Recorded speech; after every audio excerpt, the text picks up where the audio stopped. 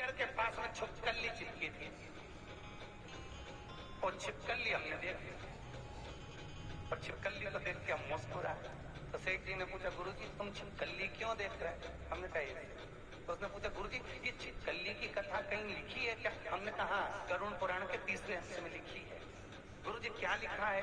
हमने कहा ये लिखा है कि जो व्यक्ति अपना घर छोड़कर कभी जिंदगी में कथा सुनने नहीं पहुंचता है वो उसी घर में छिपकली बन के चिपक जाता है, उसी घर की। अब तुम्हें सबसे ज्यादा खुश होना चाहिए क्योंकि तुम्हारी छिपकली की योनि छूट गई। दिक्कत तो उसकी है, क्या होगा तेरा कालिया जो नहीं आया।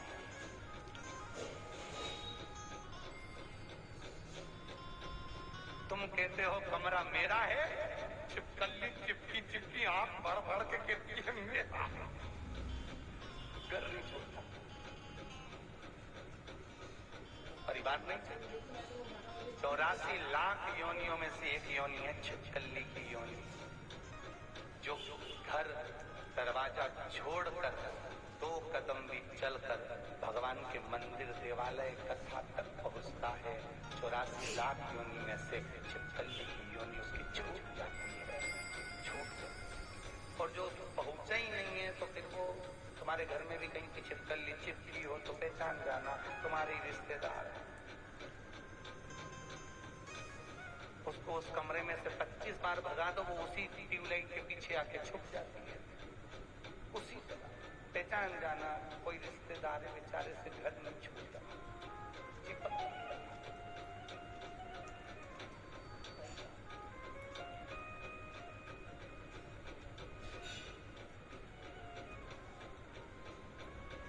आज घर जाओ और पड़ोसन मिले तो उससे कह देना छिपकली की कथा सुन।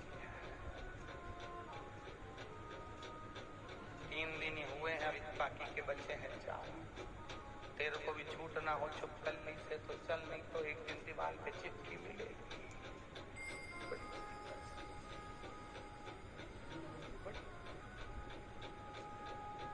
फिर निवेदन है, मान मेरा कहना नहीं तो पछताएगा और माटी का खिलौना माटी में मिल जाएगा। हे बूट सूट सब यही सब।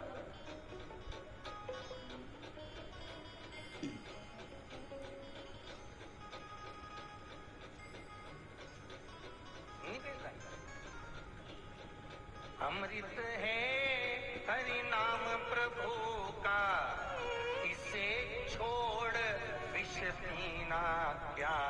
हरि नाम नहीं तो जीना क्या? क्यों?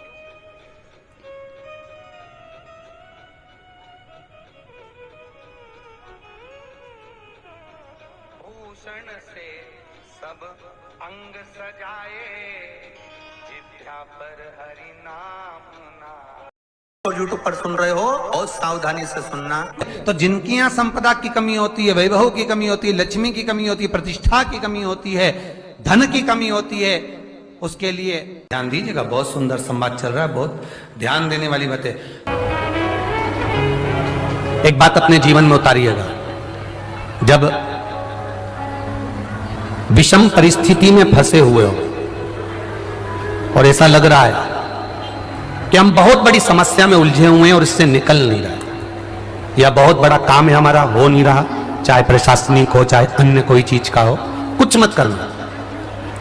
एकांत के शिव मंदिर में जाइए। अगर एकांत का शिव मंदिर भी नहीं मिले तो एकांत में कहीं छोटा सा मिट्टी का शिवलिंग का निर्माण करिए, पार्थिव शिवलिंग का निर्माण करिए। पर करना एकांत में, घर के बाहर किसी एकांत में शिवलिंग का निर्माण कर लो। या तो एकांतेश्वर महादेव पर चले जाओ, कोई एकांत में शिव मंदिर हो वहां, या कहीं एक पार्थिव शिवलिंग का निर्माण कर लो छोटा सा। एक बेलपत्र, बहुत ध्यान से सुनना एकांतेश्वर महादेव का ये वृतांत। जब किसी विषम परिस्थिति में उलझे हुए हो, बहुत बड़ी समस्या सामने आकर खड़ी हो गई है, सबके हाथ जोड़ लिए, सबसे निवेदन कर लिया कि हमारा ये काम कर दो, नहीं हो रहा, सब दूर से मेहनत कर ली है, परिश्रम कर लिया है, परिश्रम तब भी जारी रखना। एक बेलपत्र, एक चावल का दाना, एक सफेद पुष्प, एक शमी का पत्ता, एक छोटी सी दुर्वा। दुर्वा जानते हो सब लोग, जो जमीन पे दूब लगी होती है, दुर्वा, दुर्वा, एक दुर्वा। वो दुर्वा में बस, दुर्वा में वो जो दुर्वा होती है, कोई कोई दुर्वा एक डंडी की होती है। दुर्वा में बस इतना ध्यान रखना कि दुर्वा एक रहे और उसमें से 2 पत्तियां निकली हुई है। देखिए ना, आप लोगों ने पहले बोलो, जम के बोलो, देखा है ना, दुर्वा एक हो और 2 पत्ती की हो, एक ही कहलाएगी। 2 पत्ती निकली हुई दुर्वा, एक श्वेत पुष्प, शमी का पत्ता, बेलपत्र, चावल का एक दाना। एकांत में कोई शिव मंदिर हो, अगर मंदिर ना हो तो एक छोटा सा पार्थिव शिवलिंग का निर्माण किसी पेड़ के नीचे एकांत में जाकर पूजन कर कर, आराधना कर कर, घी का दीप लगाकर एक एक सामग्री शिव जी पर अपने मन की कामना कर कर समर्पित करना प्रारंभ कर दीजिए। शुरुआत दुर्वा से करना। दुर्वा के बाद में श्वेत पुष्प, शमी का पत्ता, चावल का दाना और बेलपत्री सबसे आखिरी में बाबा को समर्पित कर कर, हृदय से प्रार्थना कर कर, बाबा से निवेदन कर कर, दीप अगर मंदिर में कर रहे हो तो दीप ठंडा होने का इंतजार मत करना। अगर पेड़ के नीचे एकांत में शिवलिंग का निर्माण कर कर पूजन कर रहे हो तो दीप ठंडे होने का इंतजार करना। दीप ठंडा हो जाए तब भगवान शिव को ले जाकर विसर्जन करना। जो एक बेलपत्री है बस उसको घर लेकर आना, बाकी का सब विसर्जन कर कर आना। मेरा एकांतेश्वर महादेव उस कार्य में सफलता प्रदान कर देगा। एकांतेश्वर महादेव की आराधना।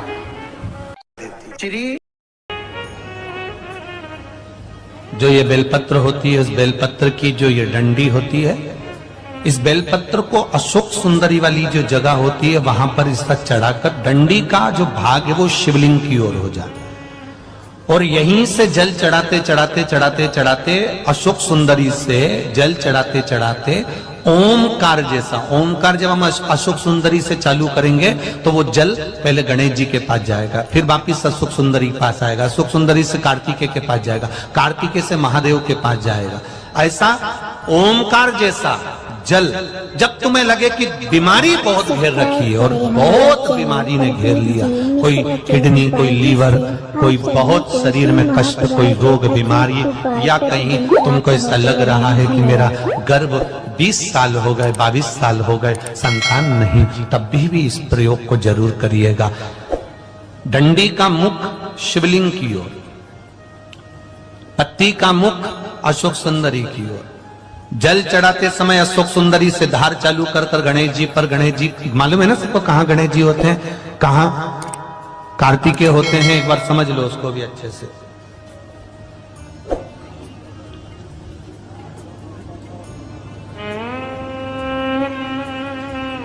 ये नीचे का गोल भाग, ये जल जाने का स्थान, ये शिवलिंग।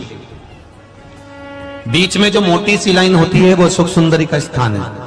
शंकर जी के राइट में जहां से पानी नीचे गिरता है उसके कोने पर गणेश जी का स्थान, इधर कार्तिकेय का स्थान। ये शिवलिंग, ये जो गोल भाग है ये माता पार्वती जी का हस्त कमल है। ऊपर से जो बूंद बूंद जल कलश में से गिरता है वो शंकर भगवान की 5 लड़कियां, जया, विषहरा, शामरीवारी, दौतली और देव, ये शिव जी की 5 लड़कियां ऊपर से जल की बूंद गिराती हैं। हम जब भी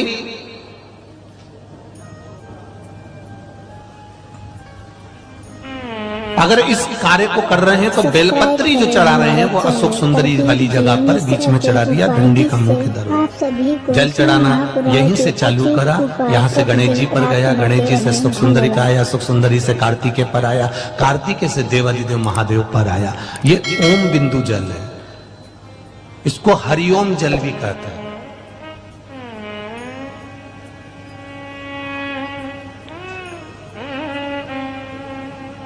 उज्जैन महाकाल में भगवान शंकर को सवेरे सवेरे सबसे पहला जो जल चढ़ता है वो हरिओम जल चढ़ता है। आप कभी भी उज्जैन वालों से जाकर पूछना, भस्म रमैया मंडल से पूछना, या उज्जैन के किसी एक व्यक्ति से पूछना, या वहां के पंडा जी से पूछना कि हरिओम जल कब चढ़ता है, तो वो कहेंगे सबसे पहला जल सुबह का हरिओम जल चढ़ता है। इसको हरिओम जल भी कहते हैं। ये रोग निवारण के लिए। घर में गंगा जल है तो एक प्रयास करके देखिएगा। कोई कार्य के लिए आप जा रहे हैं और वो कार्य अटक रहा है, नहीं हो रहा, बहुत प्रयास कर लिया, होना ही चाहिए। जल चढ़ाना इसका भी एक नियम होता है। शंकर जी पे शिवलिंग पर जल कहां चढ़ाया जाता है? सबसे पहला जल अगर शंकर जी को चढ़ाने जा रहे हो तो शंकर जी के जो चरण है, जहां से पानी नीचे गिरता है, उसके सीधे वाले भाग पर, अपने हाथ का सीधा भाग, वहां जल चढ़ाओ। फिर जहां लेफ्ट भाग है वहां जल चढ़ाओ। जहां शंकर भगवान का शिवलिंग रखा हुआ है, तीसरे नंबर का जल वहां चढ़ाना चाहिए। चौथे नंबर का जल भगवान शंकर के शिवलिंग पर चढ़ाना चाहिए। पांचवें नंबर का जल ऊपर अगर जलाधारी लगी हो तो उसमें चढ़ाओ, नहीं हो जलाधारी तो भगवान शंकर का जहां नंदी बैठा है, नंदी का एक पांव ऊंचा रहता है, उस पांव के पास में जल चढ़ाना चाहिए। पांव जल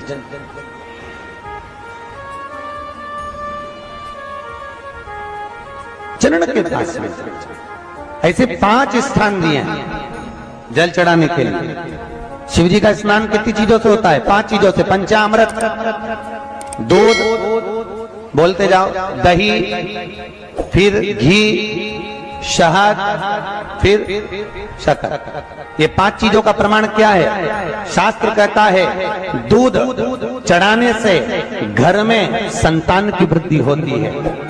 दही चढ़ाने से भगवान शिव के, अगर शिवलिंग पर हम दही चढ़ाते हैं, उससे परिवार में प्रेम बढ़ता है। क्या बढ़ता है? प्रेम। फिर घी चढ़ाने से हमारे घर से रोग दूर होता है। शहद चढ़ाने से, भगवान शंकर पर जो शहद चढ़ाया जाता है वो चढ़ाने से घर में संपदा की वृद्धि होती है। और 5वें नंबर पर भगवान को शक्कर, खांड जो आप जानते होंगे, शक्कर आदि पिसी हुई चढ़ा देने से, शिव जी को चढ़ाने से हमारे घर के बच्चे जिद्दी नहीं होते। क्यों कहते हैं? जो बच्चा जिद्दपन करता हो, जो बच्चा जिद्दी रहता हो, तो क्यों कहते हैं कि अवधूतेश्वर महादेव का नाम लो और उसके हाथ में शक्कर की कटोरी देकर शंकर जी पे चढ़वा दो, बच्चा कभी जिद्दपन नहीं करता। अवधूतेश्वर महादेव का नाम लेकर सोमवार की अष्टमी के दिन चढ़ाया जाता है। सोमवार की अष्टमी को अवधूतेश्वर का नाम लेकर सूर्य नारायण भगवान को अर्घ दिया, और सूर्य नारायण भगवान को अर्घ देकर जिस पात्र से अर्घ दिया था वही पात्र ले जाकर जल शिव जी को चढ़ा दिया। जैसे कल आपको कथा में कहा था कि रविवार के दिन सूर्य नारायण भगवान को अर्घ देकर सोमवार के दिन उसी पात्र से शंकर को जल चढ़ाया जाए तो जीवन में जो विघ्न आते हैं, तकलीफें आती हैं, रोग आता है, दुख आता है, कष्ट आता है, बीमारी आती है, या कोई विशेष परेशानी आ जाती है, तो वो अर्घ का कलश ले जाकर उसको जब आप सूर्य को चढ़ा देंगे खाली हो जाएगा। उसी कलश को मांझना धोना नहीं, उसी को दूसरे दिन शिव जी पर ले जाकर उस जल को समर्पित कर देने पर फल की प्राप्ति। क्यों कहते हैं? जो बच्चा बार बार बीमार पड़ रहा हो, बार बार सर्दी हो रही हो, बार बार बीमार पड़ रहा हो, खांसी चल रही हो, बार बार हॉस्पिटल लेकर भागना पड़ रहा हो बच्चे को, छोटा सा अगर बच्चा है, 8 साल के अंदर बच्चा है और बीमार ज्यादा पड़ रहा है, तो आटे का दिया बनाओ, 4 बत्ती रखो, उसमें तिल्ली का तेल डालो, अवधूतेश्वर महादेव का नाम लेकर बच्चे के ऊपर से 21 बार उतारो और किसी चौराहे पर ले जाकर रख दो। जिंदगी में बच्चा कभी बीमार नहीं पड़ेगा, बच्चा स्वस्थ रहे, आनंद में रहे, आनंद में रहे, स्वस्थ की मूल। और वैसे भी प्रथम सुख, अरे बोलो तो, निरोगी काया। घर का प्रथम सुख निरोगी काया। व्यक्ति अगर धन की मूलता नहीं है, साफ पैसा अपनी जगह पर है, फिर निवेदन करता हूं, धन अपनी जगह पर पड़ा है, सबसे पहला है परिवार में सब स्वस्थ रहें, सर्वे भवन्तु। कभी दुख की घड़ी चल रही है, कभी समस्या चल रही है, तकलीफ चल रही है, रोग चल रहा है, बीमारी चल रही है, कष्ट बहुत है, तो उसके दरवाजे पर जाकर इस माथे को थोड़ा सा झुका लो। कभी कभी अगर तुमको लगे कि मेरे जीवन में बहुत बीमारियों ने मुझे घेर रखा है, तो प्रयास करा करो कि बेलपत्र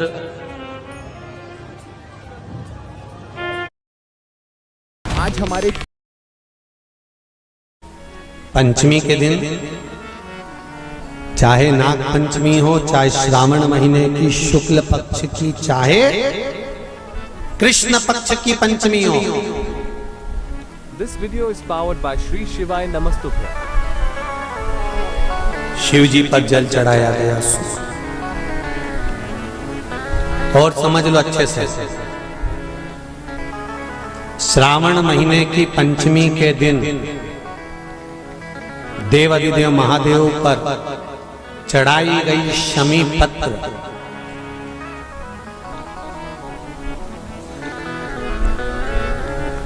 भगवान पर चढ़ाई गई शमी पत्र आस्तिक मुनि का नाम लेकर, कौन से मुनि? आस्तिक मुनि का नाम लेकर शमी पत्र को वापस उठाकर उसको अपने दरवाजे की चौखट पर कहीं पर भी या द्वार पर कहीं पर भी एक ओर रख देने पर घर के अंदर, बगीचे के अंदर सर्प प्रवेश नहीं करता। ध्यान रखिए, सर्प प्रवेश नहीं करेगा। शमी पत्र समर्पित करने पर, उस शमी पत्र को आस्तिक मुनि का स्मरण करने, कौन से मुनि है? आस्तिक मुनि का स्मरण करने पर भीतर घर के अंदर बगीचे में सर्प भी प्रवेश नहीं। उस शमी पत्र में जया, विषहरा, शामली वारी, दौतली और देव, ये पांचों कन्याओं का भाव प्रकट हो जाता है और वो कन्याएं हमारे घर के द्वार की रक्षा करती हैं। तुम्हारे घर की बहन बेटी क्या करती है? तुम्हारे घर की बहन बेटियां क्या करती हैं? घर में बहन बेटी आती हैं तो बद्दुआ देकर नहीं जाती। घर में कन्याएं रहती हैं, बद्दुआ नहीं देती। घर की बेटियां जब दरवाजा छोड़कर शादी कर वाले दिन, विदाई के दिन अगर जाती भी हैं तो बेटियां हाथ में धान भरकर फेंक कर जाती हैं कि मेरा मायका खूब फले फूले, आगे बढ़े। छापे लगाकर चली जाती हैं कि हमने हमारी जीवन की सारी दौलत, जीवन का सारा सुख अपने मायके में दे दिया है। वो बेटियां होती हैं। तो जया, विषहरा, शामली बारी, दौतली, देव, ये उस घर में निवास करती हैं जिससे ये घर में हम रक्षा कर सकते हैं।